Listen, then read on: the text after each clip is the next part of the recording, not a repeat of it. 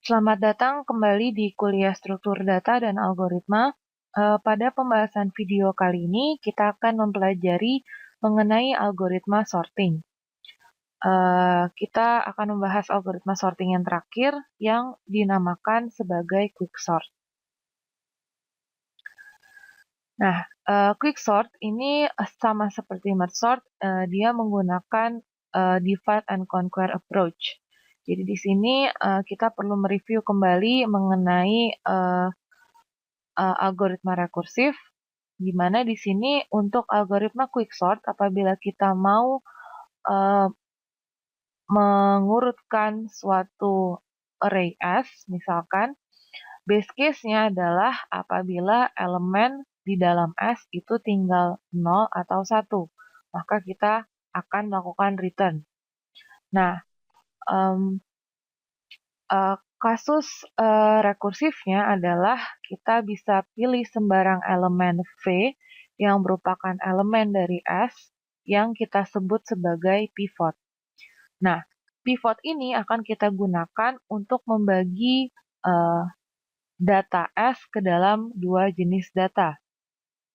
Nah, kita akan bagi ke dalam dua bagian, yaitu bagian L, bagian left, di mana elemen-elemennya ini adalah elemen-elemen dari S yang lebih kecil daripada pivot.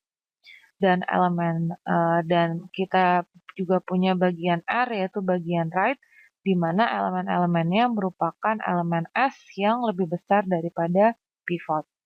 Nah, kalau sudah selesai, kita bisa mengembalikan nilai quicksort L diikuti dengan pivot dan diikuti dengan quicksort R. Oke, jadi apabila kita lihat di sini, misalkan kita punya sekumpulan data yang urutannya masih acak. Kita bisa pilih satu elemen sebagai pivot. Misalkan di sini kita pilih elemen 40. Lalu, berdasarkan pivot, kita akan membagi dua elemen tersebut. Yang pertama adalah elemen-elemen yang lebih kecil daripada pivot. Yang kedua adalah elemen-elemen yang lebih besar dari pivot. Nah, lalu secara rekursif, di kedua bagian ini, bagian left dan bagian right, kita lakukan hal yang serupa. Jadi di bagian left, kita bagi dua, sebelumnya kita pilih pivotnya dulu, lalu kita bagi dua berdasarkan pivot, bagian right juga demikian. Nah, pembagiannya ini akan selesai ketika mencapai base case, yaitu elemen tinggal 1 atau 0, sehingga kita tidak bisa membagi lagi. Nah, kalau sudah selesai, kita bisa langsung menggabungkan antara bagian left dengan pivot dan diikuti dengan bagian right.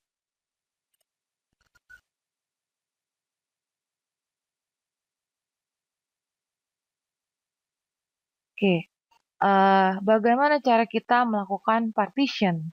Jadi, untuk algoritma quicksort, yang perlu diperhatikan adalah bagaimana cara kita melakukan partisi. Karena apabila kita sudah bisa melakukan partisi sampai ke base case, yang perlu kita lakukan hanyalah mengembalikan nilai dari bagian left diikuti bagian pivot dan bagian right. Seharusnya hasil akhirnya akan menjadi suatu kesatuan yang sudah terurut. Nah, di sini untuk algoritma quicksort ada berbagai macam algoritma untuk melakukan partition pada array. Nah, di perkuliahan ini akan dibahas dua macam partition. Kalau Anda melihat di literatur lainnya, mungkin Anda akan menemukan beberapa algoritma partisi yang lain. Nah, untuk algoritma yang pertama, misalkan kita memiliki sebuah array of integer, kita bisa memilih satu elemen sebagai pivot, ya. Misalkan di sini kita pilih elemen pertama, yaitu 40 sebagai pivot. Lalu kita punya dua buah indeks, yaitu indeks left dan indeks right. Left akan menunjuk ke elemen pertama, dan right akan menunjuk elemen kedua. Nah, yang dilakukan di sini adalah kita membandingkan elemen left dan elemen right. Apabila elemen left itu lebih besar daripada elemen right, maka kita tukar. Jadi di sini 4 akan pindah ke posisi 0, 40 pindah ke posisi paling akhir. Nah, setelah itu index left kita increment, sekarang menunjuk ke elemen 2, dan dibandingkan lagi dengan 40. Karena 2 masih lebih kecil dari 40, maka tetap di posisi semula. Lalu kita increment lagi, 1 menunjuk ke, sekarang left menunjuk ke 1, bandingkan dengan 40, urutannya sudah benar, lalu left akan menuju ke 43. Nah, ketika left menunjuk ke 43, right menunjuk ke 40, karena 43 lebih besar dari 40, maka 43 dan 40 kita tukar. Nah, setelah kita tukar, 43 ada di elemen paling akhir, 40 ditunjuk oleh left, maka sekarang yang akan kita decrement adalah justru indeks yang right. Jadi right akan menuju ke 42. Selanjutnya ketika 40 ditunjuk oleh left dan right menunjuk ke 42, karena posisi yang ditunjuk oleh left sudah lebih kecil daripada posisi right, maka right kita decrement sekarang menunjuk ke 3.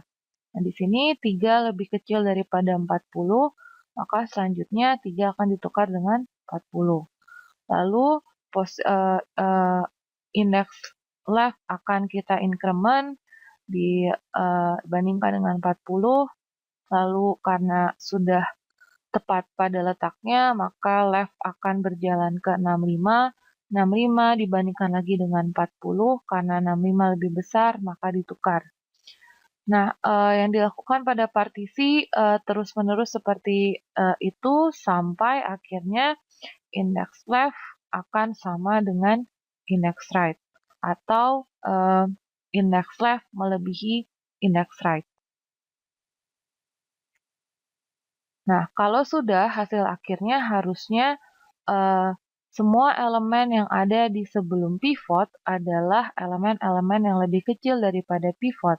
Dan elemen-elemen yang letaknya setelah pivot harusnya adalah elemen-elemen yang lebih besar daripada pivot.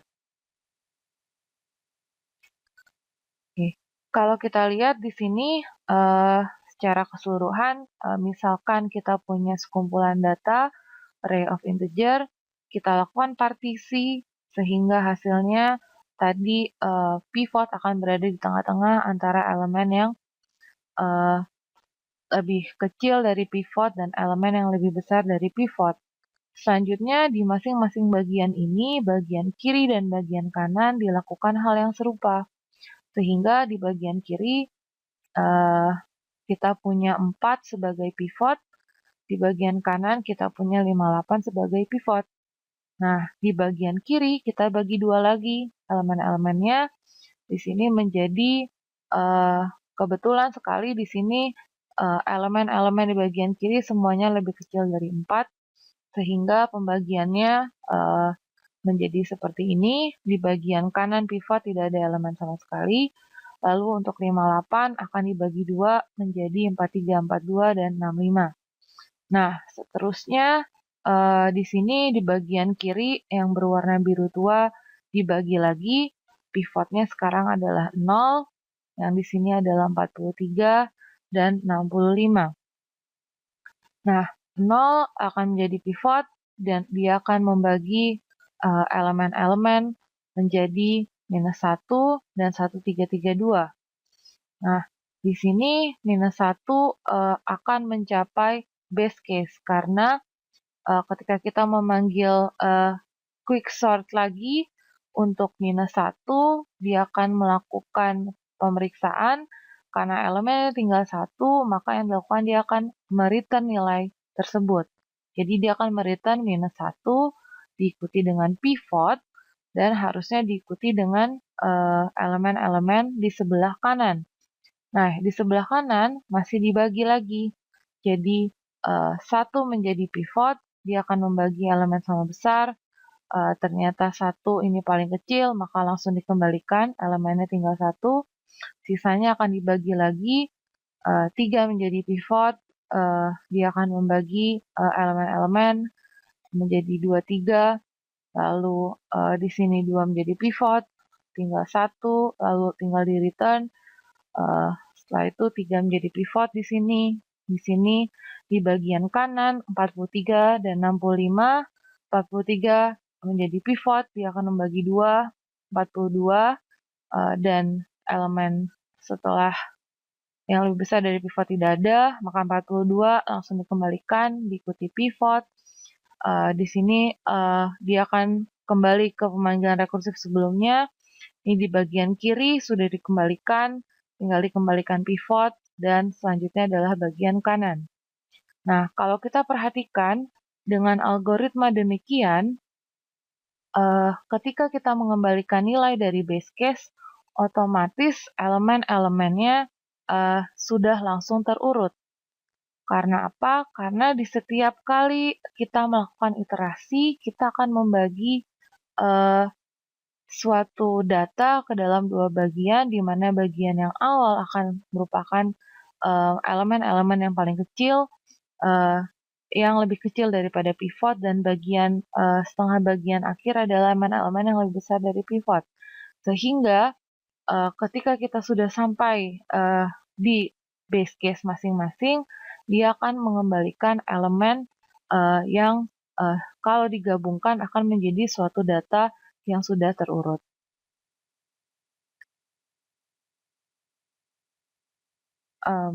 Lalu kita akan lihat untuk algoritma kedua. Jadi ini salah satu cara lain untuk membagi elemen-elemen berdasarkan pivot. Misalkan kita memiliki data seperti ini, maka kita bisa mengambil elemen pertama sebagai pivot. Nah, kalau sudah kita buang pivot sementara, jadi pivot kita letakkan di elemen yang paling akhir. Jadi kita tukar 4 dan 40. Kalau sudah, yang kita lihat adalah elemen-elemen selain pivot. Jadi di sini kita masih sama, kita menggunakan 2 buah indeks. Jadi kita punya indeks left dan indeks right. Nah, indeks left ini akan bergerak terus selama elemen yang ditunjuk oleh indeks left lebih kecil daripada pivot. Dan indeks right juga akan terus di-decrement apabila elemen yang ditunjuk oleh indeks right itu lebih besar daripada pivot. Nah, kalau sudah, maka harusnya left akan berhenti di posisi di mana 43 disimpan, karena 43 lebih besar dari pivot, lebih besar dari 40. Dan right akan berhenti di posisi 3, di posisi elemen di mana 3 disimpan, karena 3 lebih kecil dari 40. Apabila penukaran ini sudah, apabila left dan right ini sudah berhenti, maka kita bisa lakukan swap. Jadi 43 ditukar dengan 3. Nah, setelah ditukar, maka indeks bisa kita jalankan kembali. Jadi left akan dijalankan sampai menemukan elemen yang lebih besar daripada pivot. Harusnya nanti kita ketemu di ketika 65 ini disimpan. Dan right akan bergerak terus sampai menemukan indeks di mana elemennya lebih kecil daripada pivot, yaitu -1. Jadi 65 akan ditukar dengan -1. Oke, kalau sudah, left dan right akan menunjuk ke posisi yang sama. Lalu kalau sudah, apabila indeks left sudah melebihi indeks right, maka yang perlu kita lakukan tinggal menukar elemen yang ditunjuk oleh indeks left dengan elemen terakhir, yaitu si elemen pivot itu sendiri. Sehingga kalau sudah ditukar, harusnya elemen-elemen yang berada di indeks sebelum indeks left akan merupakan elemen-elemen lebih kecil daripada pivot, dan elemen-elemen yang disimpan di indeks setelah indeks left adalah elemen-elemen yang lebih besar dari pivot.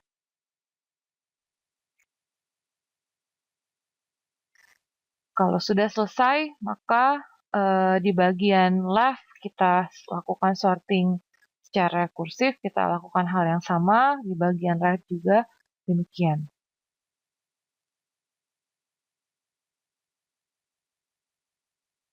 Oke, kalau kita lihat untuk implementasinya, maka kita memiliki, kita bisa membuat sebuah method quicksort, dia menerima sebuah array A, lalu kita punya indeks low dan indeks high. Jadi low akan digunakan untuk menunjuk, kalau di contoh tadi menunjuk ke indeks left, dan high akan digunakan untuk menunjuk ke indeks right. Nah, base case-nya adalah kita akan berhenti ketika high kurang sama dengan low. Jadi apabila keduanya ini menunjuk ke indeks yang sama, berarti elemennya tinggal 1 atau 0, maka kita return. Nah, misalkan untuk pivot, kita ambil elemen pertama, maka kita ambil elemen di low. Oke, kalau sudah kita lakukan swapping antara pivot dengan elemen terakhir. Kalau sudah di-swap, maka kita lakukan partisi. Nah, untuk melakukan partisi, kita set ada indeks I dan J. I menunjuk ke left, J menunjuk ke right. I akan mulai dari indeks low, yaitu indeks 0. J akan mulai dari high min 1. Nah, selama I kurang sama dengan J, maka di sini I akan berjalan terus, akan kita increment selama I kurang dari high, selama I belum sampai pada elemen terakhir, dan elemen yang ditunjuk oleh I kurang dari pivot. Kita akan mengincrement I terus-menerus. Begitu juga dengan J, akan kita decrement selama elemen yang ditunjuk oleh J ini lebih besar atau sama dengan pivot. Kalau sudah selesai, harusnya I akan menunjuk ke elemen yang lebih besar daripada pivot, dan J akan menunjuk ke elemen yang lebih kecil daripada pivot. Maka di sini kalau indeks I masih kurang dari J, kita akan tukar elemen yang ada di I dengan elemen yang ada di J. Nah, proses ini dilakukan terus-menerus sampai indeks I akan melebihi indeks J. Jadi baris iterasi while ini adalah iterasi untuk melakukan partisi. Nah, kalau sudah, maka kita tinggal menukar elemen yang ada di indeks I dengan elemen pivot yang kita simpan tadinya di indeks high. Kalau sudah selesai, maka kita lakukan quicksort kembali untuk indeks A mulai dari bagian yang kiri, berarti mulai dari indeks low sampai I-1. Lalu kita lakukan di bagian kanan quicksort untuk array A mulai dari indeks I plus 1 sampai high. Jadi di sini I tidak kita masukkan karena I akan berisi elemen pivot. Selanjutnya kita lihat mengenai analisis dari algoritma quicksort. Untuk melakukan proses partitioning, kita membutuhkan waktu ON.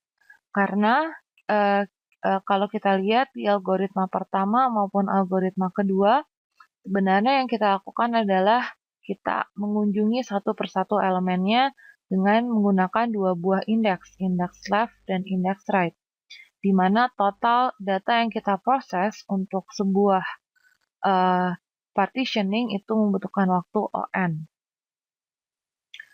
Untuk proses merging-nya sendiri, kita menggabungkan bagian left dengan pivot, lalu diikuti dengan bagian right. Di sini, seperti di contoh, kita lihat bahwa proses merging hanya tinggal menggabungkan bagian kiri dengan pivot dan bagian kanan, sehingga waktu yang dibutuhkan adalah O1.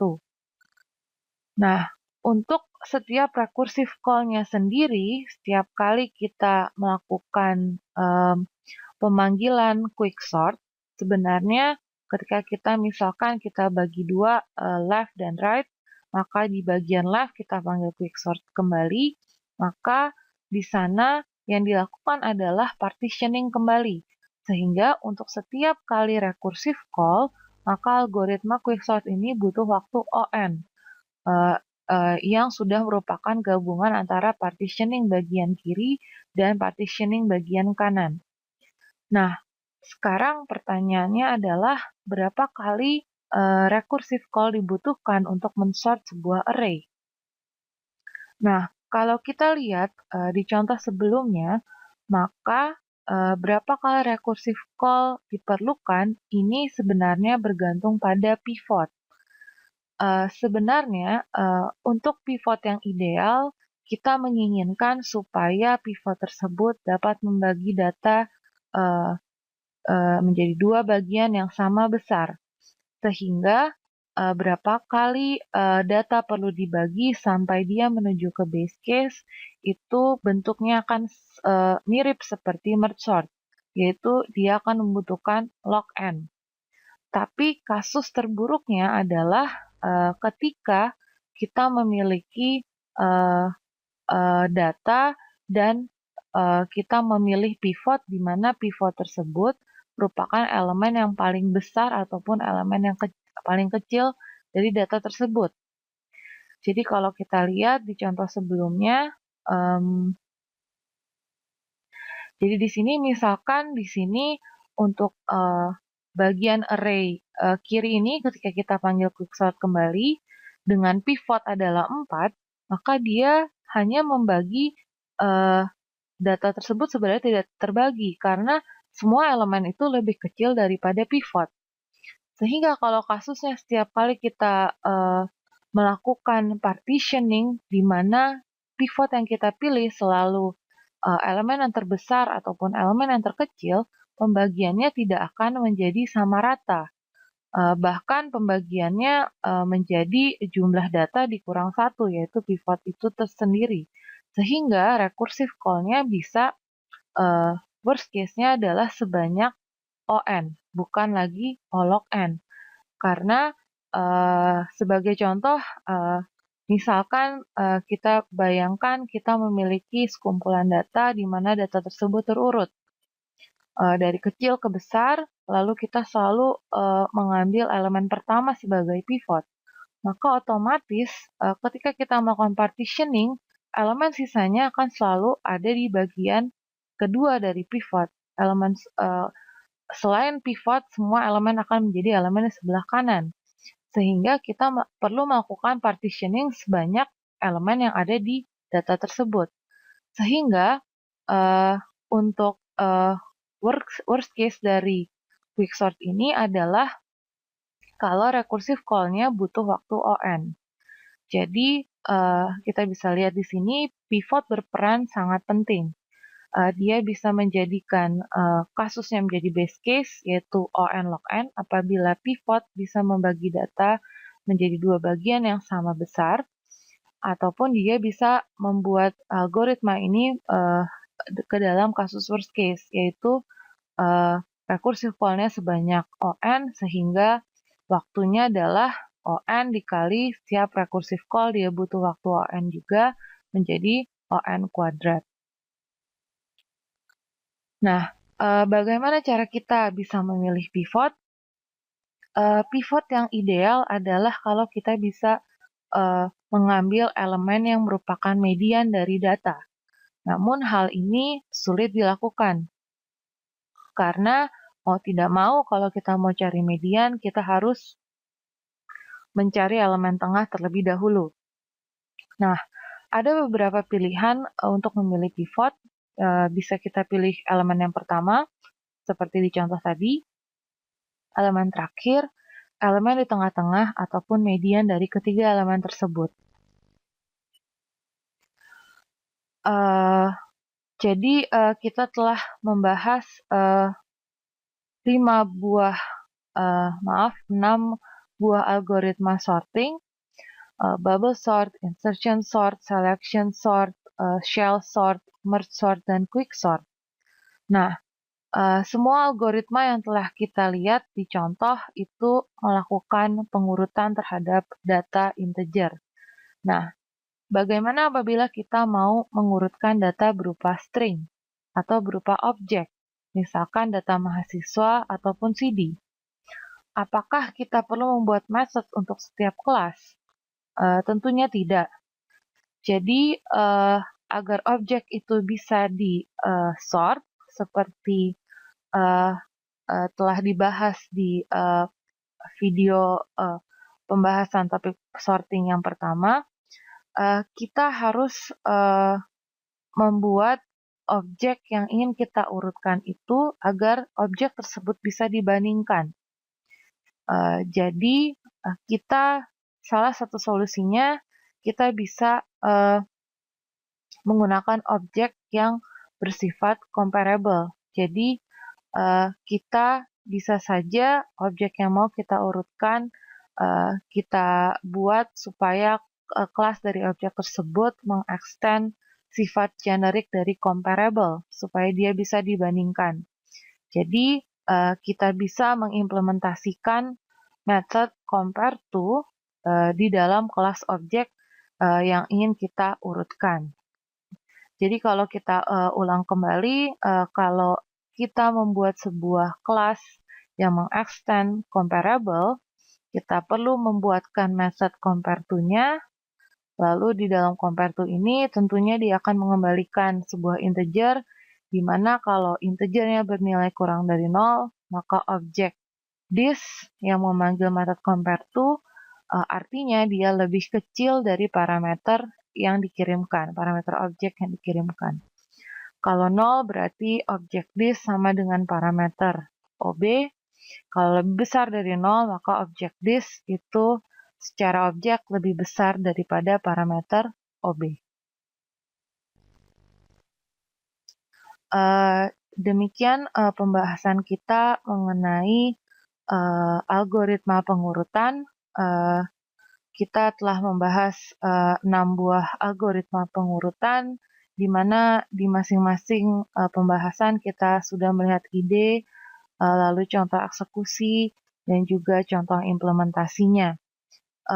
Pada dasarnya, dalam prakteknya kita bisa menggunakan method sorting yang disediakan oleh Java API, tapi sekali lagi kita perlu mengetahui bagaimana sebenarnya algoritma-algoritma sorting ini bisa diimplementasikan dan juga bagaimana idenya dijalankan.